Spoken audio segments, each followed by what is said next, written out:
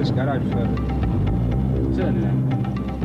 We'd been looking around Bradford for weeks for another transit, but they were like all dusty ones we wanted. Very hard to find. The garages had plenty of newer models at higher prices, but it was the older ones we were after. Anyway, we heard about one out at Leicester and went over to have a look. Just up and guys, have a look at that. You got it? Yeah. Right. 2.5, Patrick. 2.5. My mate Patrick Ferdinand and me, Fazal Karim, we were planning to drive a couple of these transits from Bradford all the way across Asia to my hometown in Pakistan. We knew we could sell the vans at a decent profit once we got there. But the fact is the trip would be once-in-a-lifetime adventure going halfway across the world. Just totally different to Yorkshire. Getting to knock something down for the battery. This one seemed all right, so we thought we'd better grab it while we could.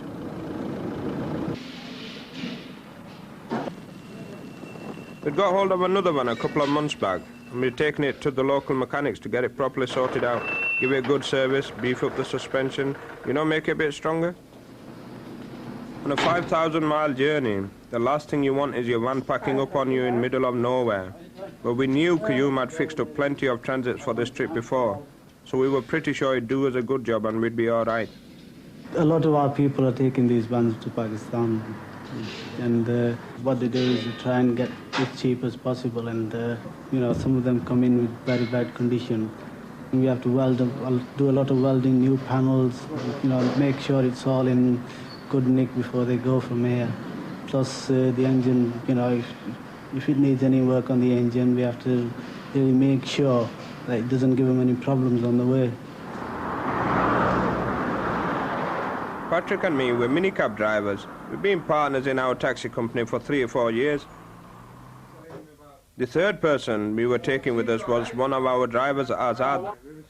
He definitely wanted to go and he seemed reliable. You know, the sort of person who'd help you out if you got into any problem on the way. Even though I didn't know him very well, I thought he'd be okay. Patrick, I've always been good friends with. He's a West Indian, I'm a Pakistani. It's rare you'll find a relationship or a friendship like that. But it doesn't bother us. He's always wanted to see Pakistan, so doing this trip just seemed like a big opportunity for him, really. On the route we had planned, we'd go from Bradford down to the Channel and then over to Holland. From there we'd go on via Belgium and Germany to Austria, and then all the way through Eastern Europe down to Istanbul. 3 or 4 days across Turkey should take us into Iran, and then we'd loop round the bottom of Afghanistan and finally cross the border into Pakistan. The morning we were due to leave Bradford, Azad seemed to be totally disorganized. He hadn't even got his van sorted out. Yes, you take that. Many of my friends, you know, give something to them, say relative, you know, and I take for them, you know, it's they get too much things, you know, from my friends. I was surprised more than anything else. I mean, his one was his problem, not mine. But it didn't look like a good sign somehow. And I've got some parts, you know, I need some more parts, but I couldn't get any. It is not enough place in my van now, and it's really full up. At my house, Patrick and me had our vans packed ready, and the Imam came round to send us off with a blessing. Basically, it was up to us how the trip turned out. But as a Muslim, I also had faith that Allah would be looking after us while we were away on the journey.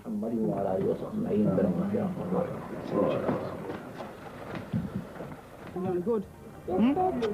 You're gonna be good? Yeah? Yeah? Then it was just time for us all to say goodbye to our families.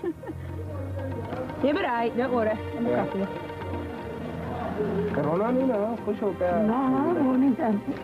I felt pretty confident about the trip, and it was only a few weeks away I'd be seeing my wife and kids again. You're gonna look after your mum, eh? I was still getting a bit emotional about it all. Okay, Allah ne wala after. Allah Jao beti ko. Theek hai na? But I knew if I started crying, well, everybody else would too. Allah ne wala. Okay,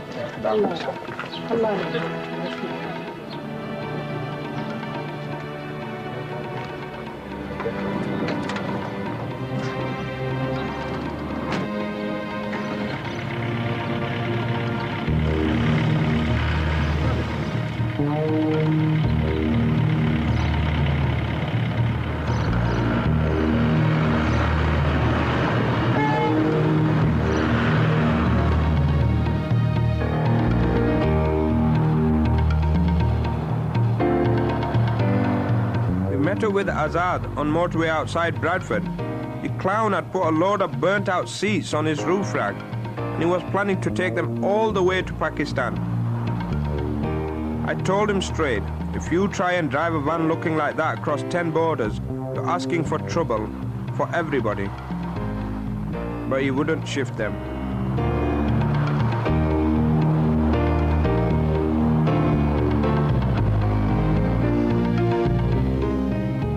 Anyway, by evening we'd got down to Sheerness and the ferry that was going to take us across the channel to Holland. I was a bit pissed off, but it's only the first day, so you want to be positive and look on the bright side.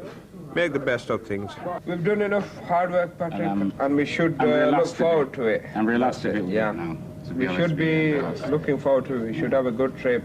And partner, I will give you the trip of Pakistan in a lifetime. Yeah.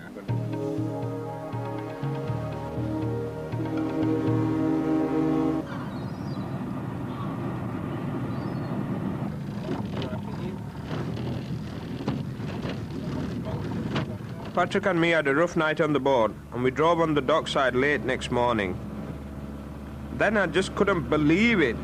Azad had already got himself straight into trouble.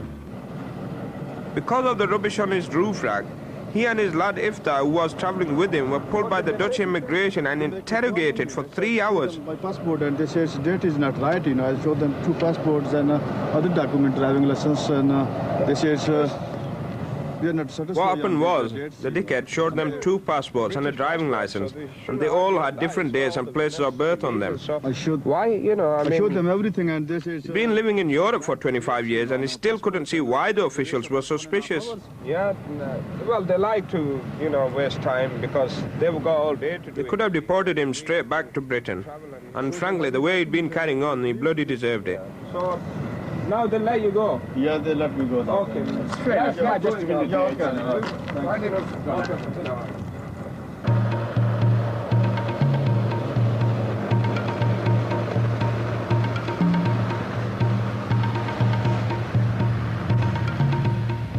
Well, we finally got going halfway through the morning, and Patrick was taking things carefully because the continent was all a new experience for him. He was born in Dominica in the West Indies, and he came over to Britain as a teenager. He'd never been abroad before in his life. I don't think he had much of an idea what to expect either. I wanted to press ahead quickly on the motorways in Western Europe because we had a tight schedule to keep to. We had to get to Pakistan in 3 weeks to be there for the Eid festival. It's a bit like the Muslim Christmas, and my wife and kids were flying out from Britain, so we could all have a big celebration there for the first time.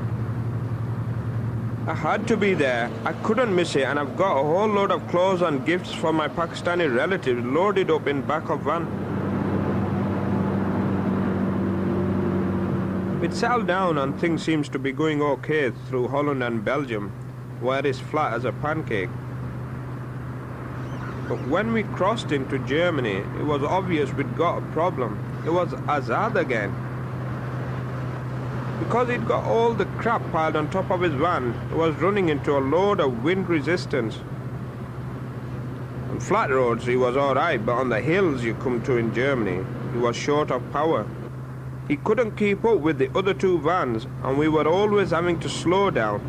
It was getting ridiculous.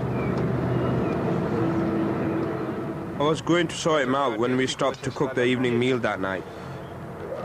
We'd brought a load of curry with us from Bradford, which our wives had made, and all we had to do was heat it up on a gas ring. Because 3 of us are Muslims, we didn't want to eat the local stuff. And anyway, we preferred our own food. It's what we're used to.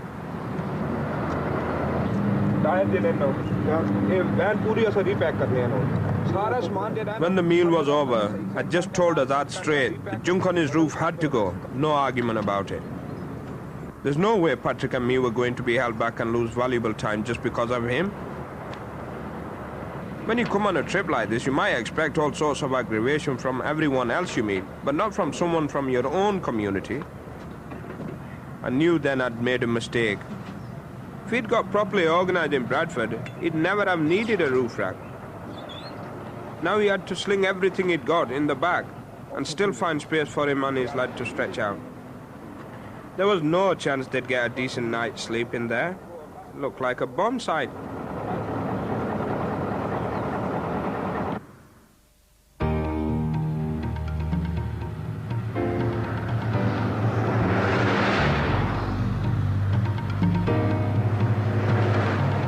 We got the roof rack cleared, and next morning we were making much better progress. We got down to southern Germany, to Bavaria.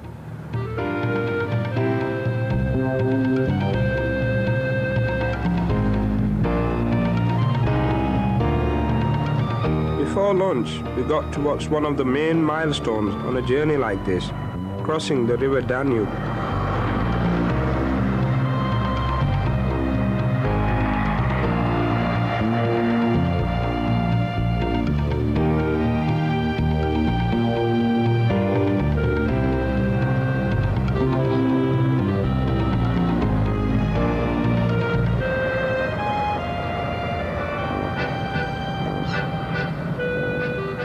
Fazal is just by the bridge. It's an old university town. It turned off because Patrick and me wanted a bit of look round some of the places we were passing through. It was part of the reason we'd come. And anyway, we needed to do some shopping. Azad liked this dinner. Azad likes tomatoes. Yeah, we wanted to get some vegetables in for dinner that night to add something fresh. Should have been easy enough. Of course, neither of us could speak any German, so you never know whether you'll need to use sign language or what kind of reaction you'll get. But they were very friendly in the shop. Patrick, I think, liked the atmosphere in Germany, but he just seemed kind of puzzled by it all as well. I suppose they speak English in Dominica, they speak English in Bradford. He'd never been anywhere where they don't speak English. I don't think he'd ever really thought about it. Dankeschön. Auf Wiedersehen. I find it quite funny, you know, the different language of speaking and different money and currency, which I don't understand a right lot about the currency. I just go ahead with the currency, what they ever they tell me to pay, I just pay it. But I like the accent of the people and the way they talk, and the road, and the scenery and the buildings. You know, it's quite different to I'm used to. And I'm just looking ahead to see what it's going to be like further on when I get into Pakistan.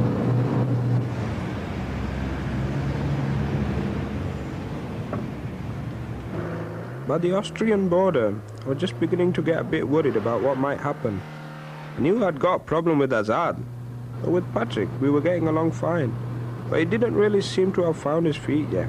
Patrick is a good pal of mine, but with him being his first time going abroad, and he's never done a journey like this, it's a long journey,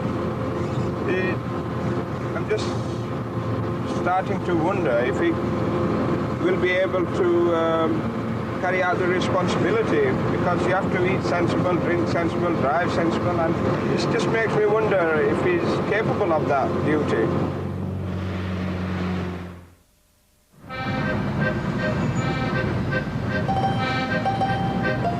The fourth day we were into Eastern Europe. We got to Budapest in Hungary. It was definitely looking different to the West. A bit run down, lots of little shops and stalls on the street, that sort of thing. But big cities are a nightmare for keeping three ones together if you don't know the road, so we didn't hang about.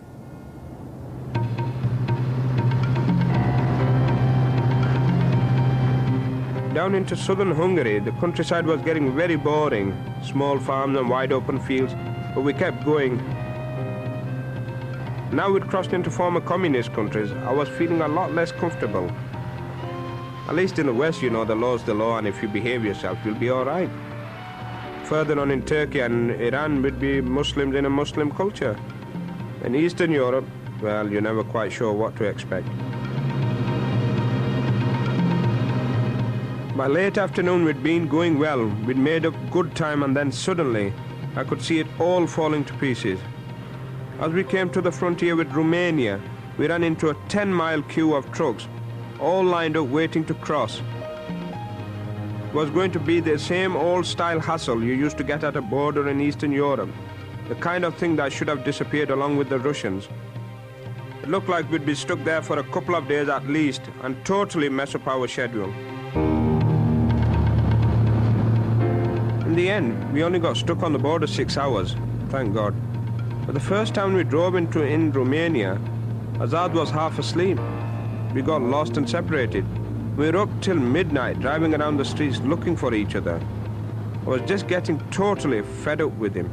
Now, like we've been on the trip for, I think it's 5th day now, I'm beginning to wonder if this person was suitable to be in our crew, because every time he is mourning, complaining, you know, I've never seen him smile since the day we left.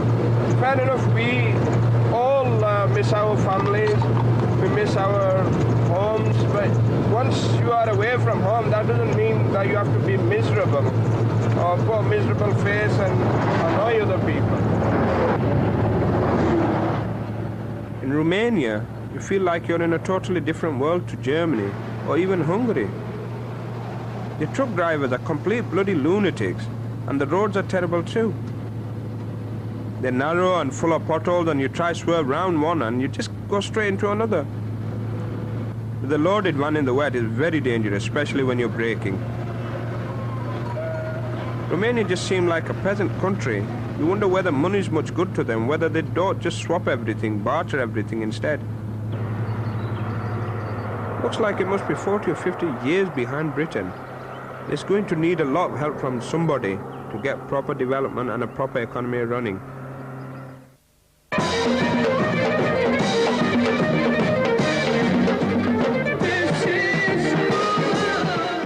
The next day in Bulgaria, there's a wedding going on. We'd stopped outside by the road for a snack. They just invited us in. It was very kind of them. We became sort of special guests at the party. Maybe it was one of those traditions of strangers bringing good fortune or something. I don't know. Anyway, it was kind of a bit of luck that happens when you're traveling. Something you really enjoy, but you could never plan.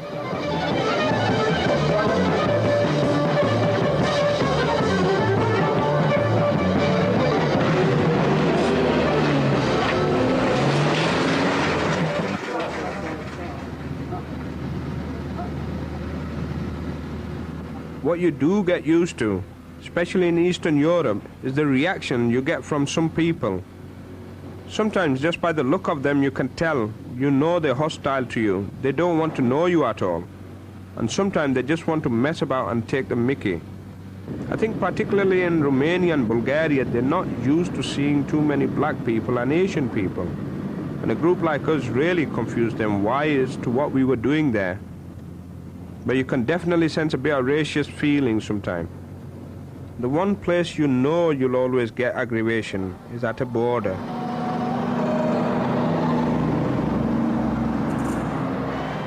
We crossed the next day from Bulgaria into Turkey, and the Bulgarian custom gave us a right going over. They're just greedy, the whole lot of them. You can't avoid it. We were furious for the simple reason they wanted us to pay them a bribe for us to exit the country. We didn't pay anything to enter the country. Why pay to exit the country? But unfortunately, we had to do it. They're just messing you about, wasting your time, because they were laughing all the way along. They were after a video camera, you know, and nothing official. They asked me, in my have you got sex tape? I said, we're Muslim. Yeah, they asked to me as well. Nothing. I think they're all corrupt. They're definitely corrupted, you know, no doubt about that. I mean, when, after that we left, he asked, English money, Dominican money, Deutschmark. And I said, Deutschmark and English money. Deutschmark. Deutschmark. Deutschmark. So you give it to him, and you just... I gave him 10 Deutschmarks, Is there? I say receipt, no receipt. Go. What the hell do you make out of it, you know? I can sense it straight away, can't you? They give too much headache. God help them.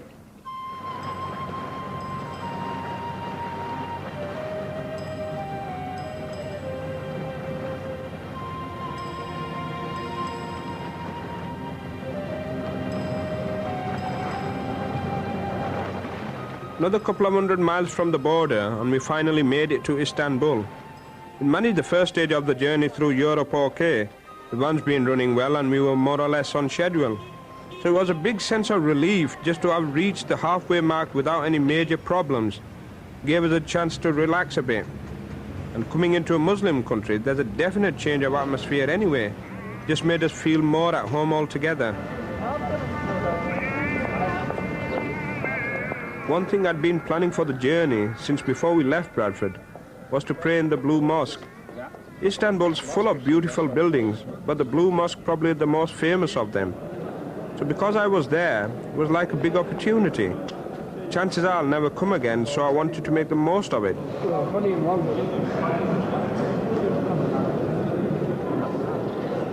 You can see there are Muslim pilgrims about, but when you get inside, it doesn't really feel like a normal mosque, because all the people in there are just tourists chatting and taking photographs and generally making a noise.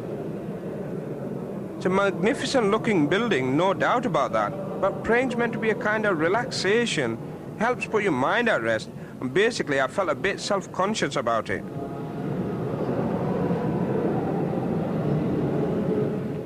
Azad and Iftar came along, but obviously they didn't want to pray because they didn't have any clean clothes. But Azad's mood did seem to have changed since we got to Turkey. Seemed to have lightened up a bit. And I hope to God that was a good sign. In the last year, it's Bulgaria and Hungary and Romania. I didn't eat anything.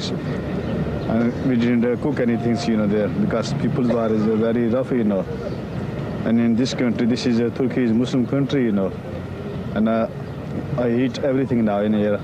I'm very happy. Next day we were heading out of Istanbul towards Ankara. We got caught up in rush hour on Ring Road. The traffic was all jammed up. And then I got a nasty surprise.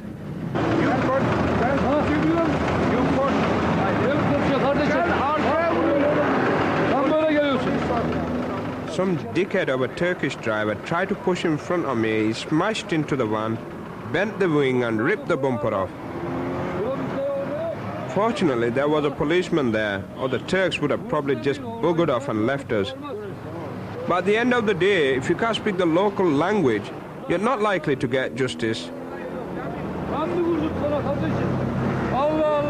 If you're lucky, you'll just avoid getting completely stuffed.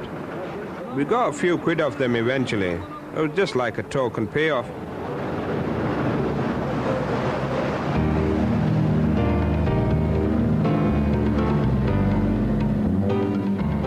Ten miles further on, we came to the big suspension bridge, and at long last, we got out of Europe and into Asia.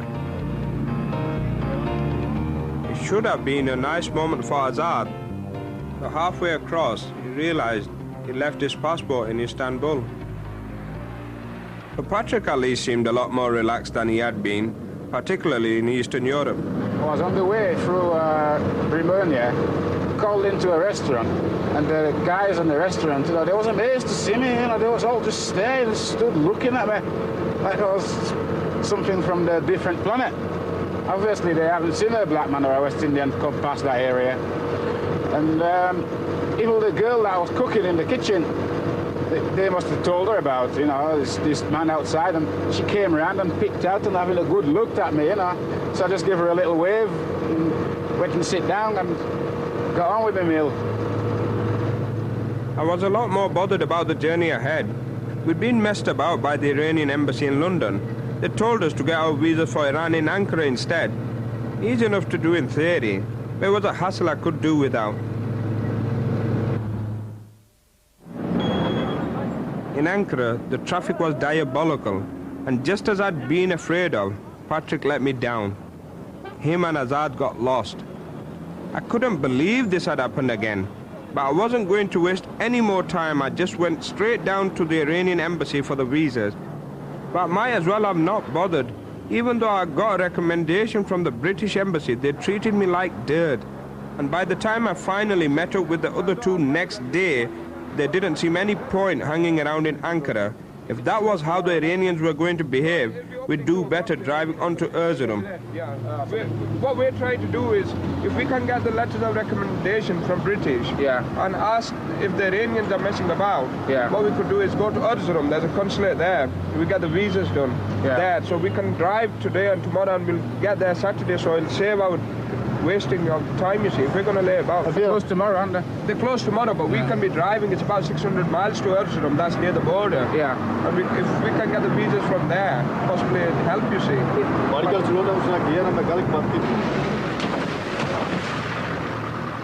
One thing I knew about Turkey was the roads in the east of the country were terrible.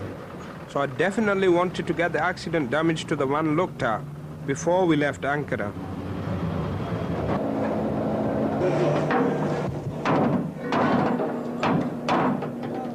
The chassis was sound. It turned out it was just the body that needed fixing.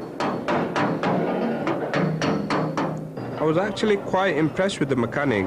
He managed to reshape the wing without damaging the paintwork anymore. That's tricky.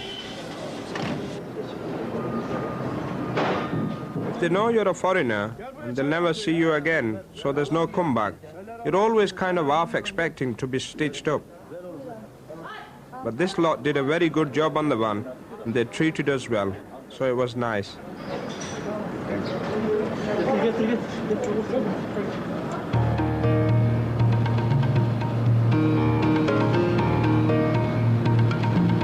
But once we were out of the city and back on the road, the more I thought about the Iranians, the more angry I got.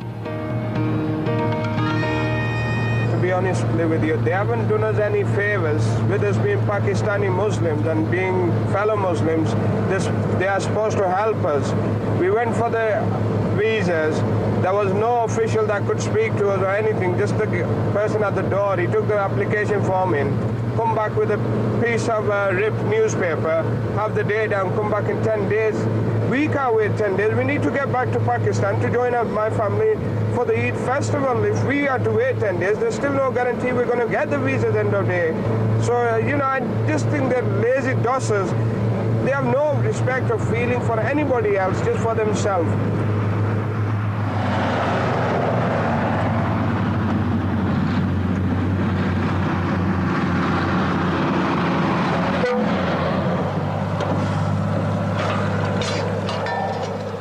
"200 miles further east, we stopped by the road again for the night. No bandits about that we could see, but you can never be too careful." All right.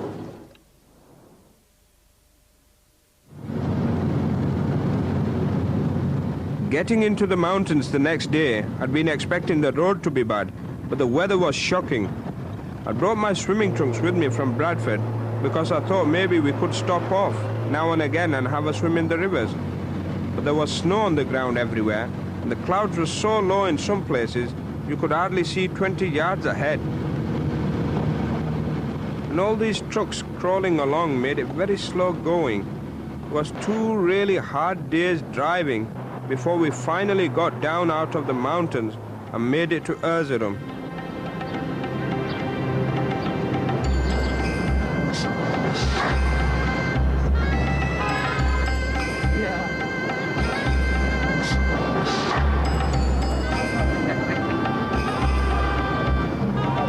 We were close to the Iranian border now, and you could definitely tell by the look of the place and the people it was much more like Central Asia here, and much more like Pakistan.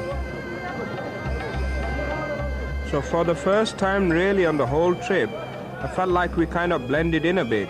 We weren't obviously outsiders, perhaps not Patrick, but certainly the rest of us. We were feeling a lot better generally, and the day after, we headed straight off the Iranian consulate to get the visa sorted out. We didn't want to get delayed any longer than we had to. I was pretty confident that the council here would see us right. Quite a few of my friends had driven to Pakistan this way before, and they'd got their visas in Erzurum without any trouble. But I couldn't have been more wrong. If the Iranian officials in Ankara had been bad, this lot were even worse. They've totally refused us for no reason at all. They've stitched us up, which, he says, oh, give us the Pakistani embassy's letters, recommendation letters, this and that. And then still there's no guarantee. Particularly with Patrick, he said, no way, if it's a British or Pakistani recommendation, no way, we don't want to know.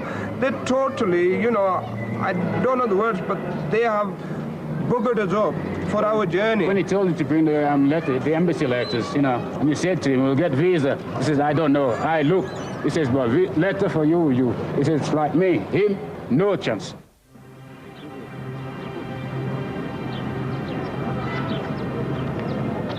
We were completely stuffed. They've destroyed our whole trip in a couple of minutes and they couldn't give a damn. There is no other road from Turkey to Pakistan. So we were in a total dead end in Erzurum. We were stuck with the vans. We couldn't sell them. It was a nightmare. I wished I'd never even started on the journey. We're in the middle of nowhere to go.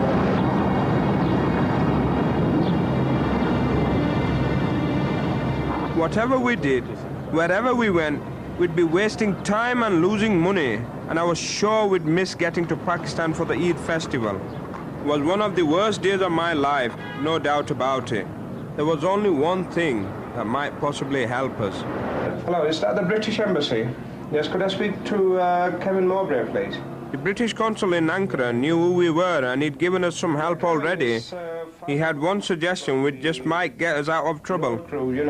They've totally refused us, so we can't go back and we can't, go. He said we could try shipping the vans from Turkey to Pakistan by sea.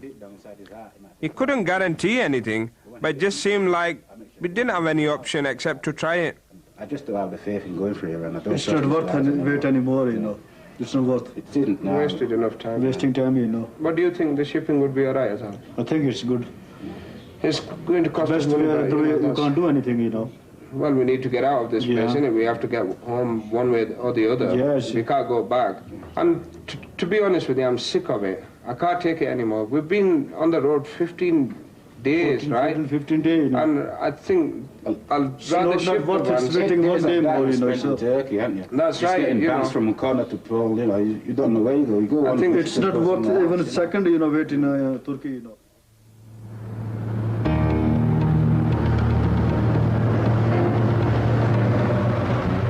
Well, we had a good night's sleep, and then we just got back on the road next day and headed off for Mersin on the south coast. There was no point hanging about in Erzurum. Anything that could possibly get us out of trouble had to be worth a try, but it was still a complete gamble. I'd got 8 O-levels at school in Bradford, but how was I supposed to know anything about shipping in Turkey? I'd never been to Mersin. I've no idea what sort of arrangements you had to make, or whether we could afford it or anything. It was a 2-day journey without any kind of guarantee at the end of it. And our families didn't know where we were, or when they'd see us. So heading for the coast is just basically like a leap in the dark.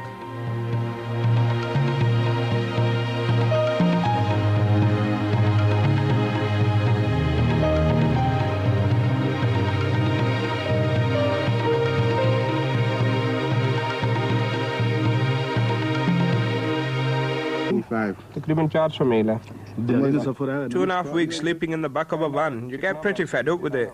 But at least if you're comfortable at night, you can handle all the driving well enough next day. I was alright, but most days Azad and Iftar looked totally knackered.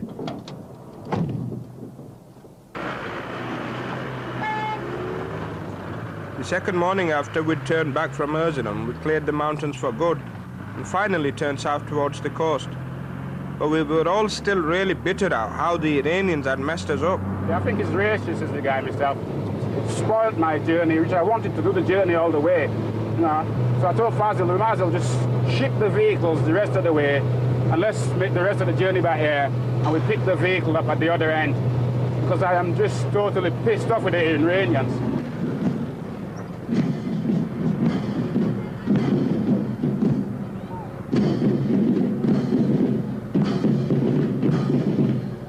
A couple hours later, We were just driving through this little village, minding our own business, and we saw there was some kind of festival going on.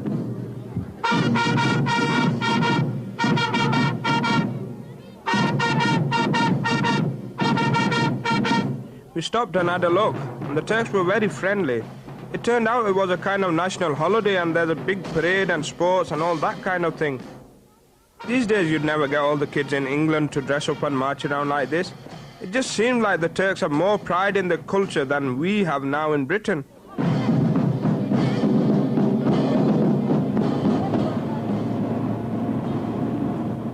The dirt road was full of ruts, and it was knocking hell out of the van's suspension, and you could feel it in your backbone all the time.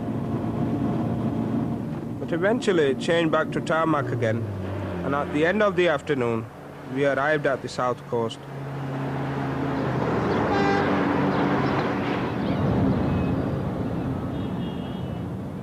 What hits you straight away in Mersin is how hot and humid it is. It's a completely different world to Erzurum or Ankara. We'd come here because it's Turkey's biggest port, so if there was any chance at all, we'd be more likely to find a ship to take the vans to Pakistan here than anywhere else. But we hadn't a clue where to start or what to do. The bloke at the embassy in Ankara told us the British had a consul in Mersin who looked after things for them, so the best thing we could do was go and see him and see if he could do anything to help us. Couldn't believe our luck. It turned out he was a consul only part-time. His real business was a shipping agent, so he knew all about everything. The power of attorney should include your name, your wife's name, and his name, because one of the vehicles is... What we had to do was sign over power of attorney on the vans to Andre, so they could clear custom and be exported when a ship for Karachi came in. Might be several weeks we'd have to leave the vans at the docks, while we went on by plane to Pakistan. Any ordinary Turk, no way would I trust him. But with a British official, well, you knew you should be all right. It seemed we just might be able to salvage our situation. If we could get all the paperwork sorted out with Andre in 2 or 3 days, we should be able to fly to Pakistan for Eid. So what we needed to do was take everything valuable we could with us and then hide the rest of the stuff as best as we could. Otherwise, thieves might nick it at the docks.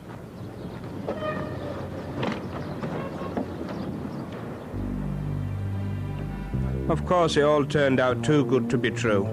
Next day we heard what the shipping was going to cost.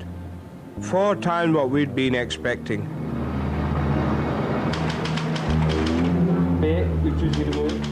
We'd already been shelling out right and left for lawyers and translators and God knows what. Now we're just going to be cleaned out completely. But we didn't have any other choice. We were snookered. There was nothing else we could do but pay.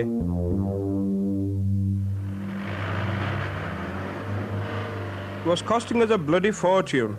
But at the end of the day, the British embassy had saved our skin. And at least us and the vans were going to get home to Pakistan. Well, that was the way it should happen. Because as we drove the vans down to leave them at the docks on the last day, to be honest, I was wondering whether we'd ever see them again, or what sort of state they'd be in if they ever did get to Karachi.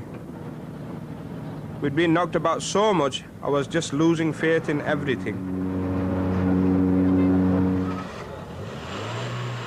We did finally get out of the docks and onto the bus station, but not before the Turkish customs took another $100 off us in bribes.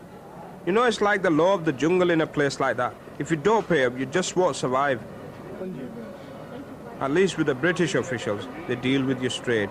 You know where you are. But once you're dealing with the Turks, well, it's another thing entirely. Yeah. We're just totally pissed off, and we're exhausted. We've run out of money because we didn't expect certain big problems like this to occur. And we're waiting for the bus to Istanbul. Once we get to Istanbul, then we can fly from there to Karachi and Islamabad back to our Pakistan, and that will be a relief. One thing what we want to do is get back to our country.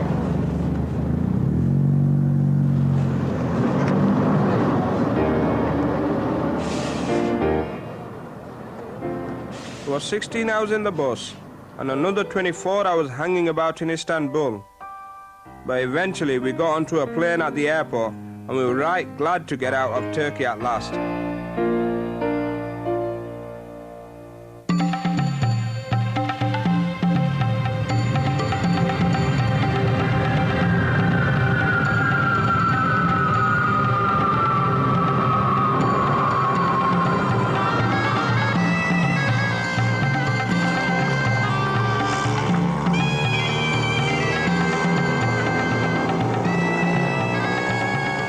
Pakistan hits you in the face a bit when you arrive. I love the place and I'm proud to be a Pakistani. But when you've been living in the West almost all your life like I have, the noise and the heat and the general disorder takes some getting used to again.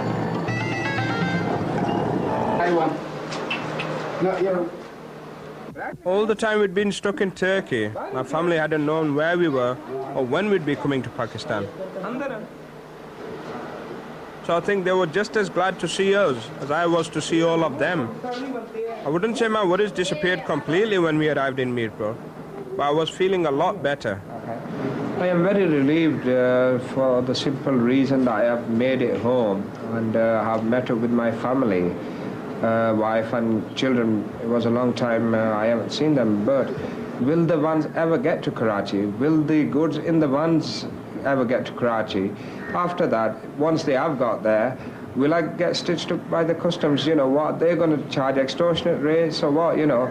And it's all the aggravation I've had so far, and there's still a little bit left to go through before I am fully relieved that I will ever be able to rest in peace.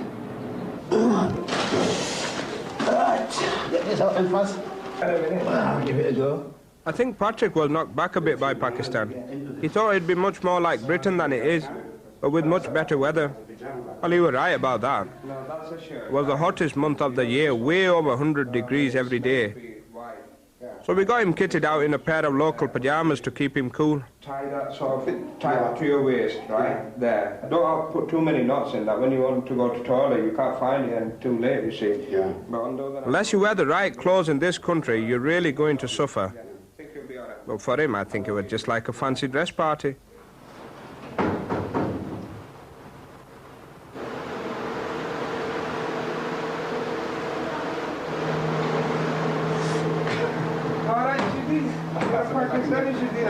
Keep that down, attract attention. How do you feel? Oh, it's cool. It's better than having a sticky t-shirt to you. Better, you know, it's loose as well. Yeah. All right, let's go. All right.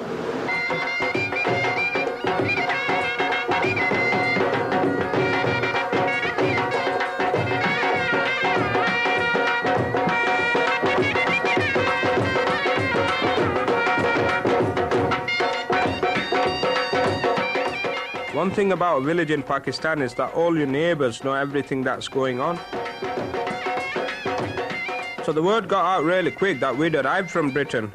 The next day the local musicians turned up and they played a few tunes as a kind of welcoming ceremony for us. It was very nice.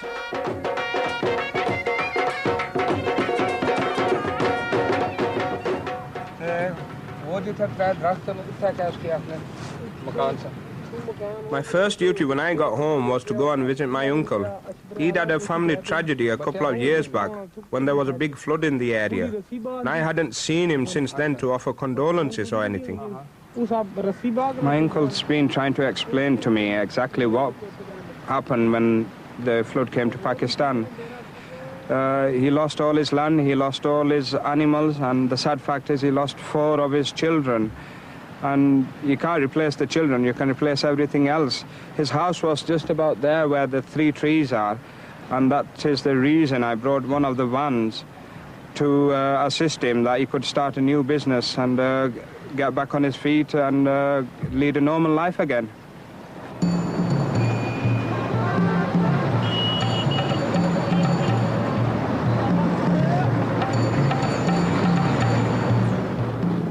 Transit vans are definitely a good business in Pakistan. There's tens of thousands of them driving around, carrying passengers from one place to another. They're like the local bus service all over the country.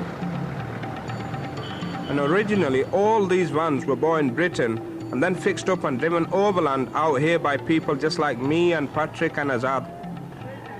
Basically, they're all British under the skin. You can import them at cheap tax rate and then sell them on. Or else, you can get one of your own relatives to start work with them. If our transits were ever going to arrive from Turkey, that's what we'd been planning.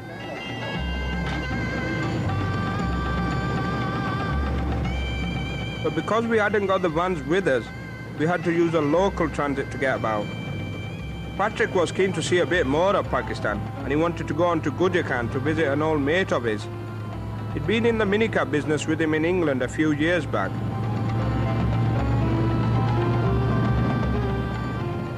A lot of the roads in Pakistan are much better than they are in Romania, and they're full of the same bloody kamikaze drivers too. And it felt a bit strange to be sitting in the passenger seat when for the last 3 weeks we'd got used to spending all day behind the wheel. It's not exactly what I'd planned to be doing when I was in England.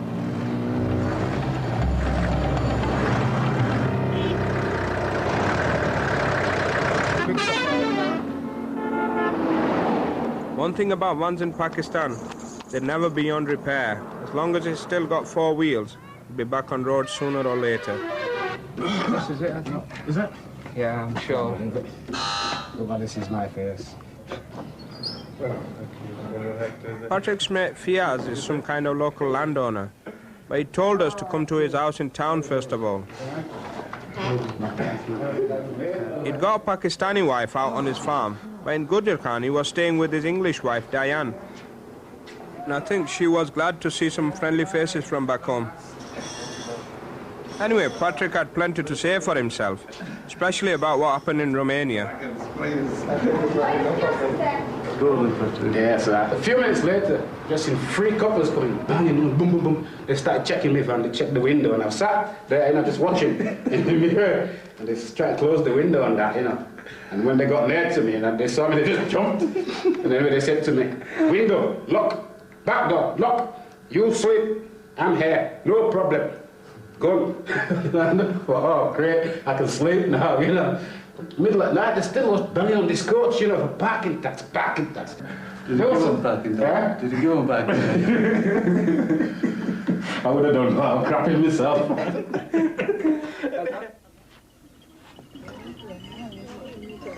Azad's village is out in the country near Gujarkhan, and I wanted to go and have a word with him while I could. We'd all have to go down to Karachi together in a few weeks to collect vans from docks. But knowing Azad, he'd get up to all sorts of nonsense when I wasn't around, so I wanted to make quite sure he was under control. I think, yeah, after a few all days. right. See you later. Back in Mirpur, the whole family was busy getting everything ready for the Eid festival. New clothes is one thing, you can make them for the kids yourself, or you can go along to the tailors and get it done. And then you've got to get a load of extra food in for the big meal. It's a kind of religious occasion. All your relatives come round to your house and you sit down and eat together, and you'll have a sacrificial animal, and that's been specially slaughtered. I used to be a butcher in Bradford before I got into the taxi business, so looking after it, that was my job. Basically, it boils down to a lot of extra work for the women in the family. But everyone enjoys it. It's one of those once-a-year occasions you're all looking forward to.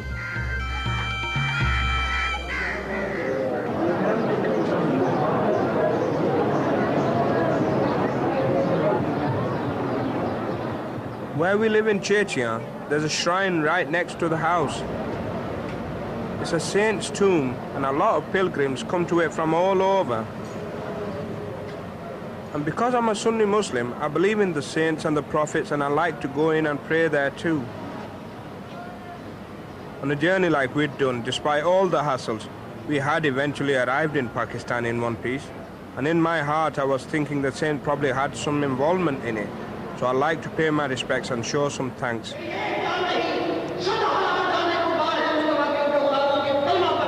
This was the first time I'd ever celebrate Eid in Pakistan with all my family.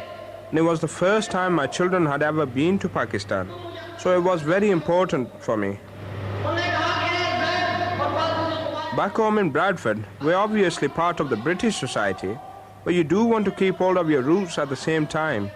And Pakistani culture is still my pride, even when I'm 5,000 miles away.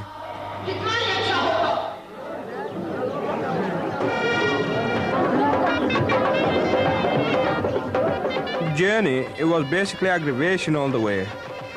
But I did feel it was worthwhile. We all got back in time for Eid one way or other. So it felt like an achievement in the end.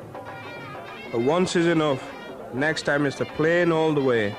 Definitely.